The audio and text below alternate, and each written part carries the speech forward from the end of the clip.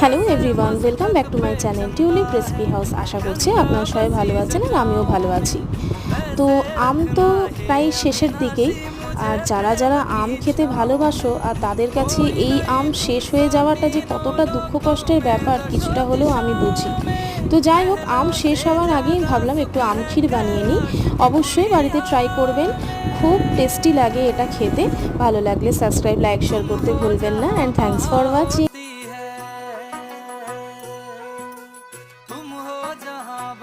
होती है अमृत की बरसात जी।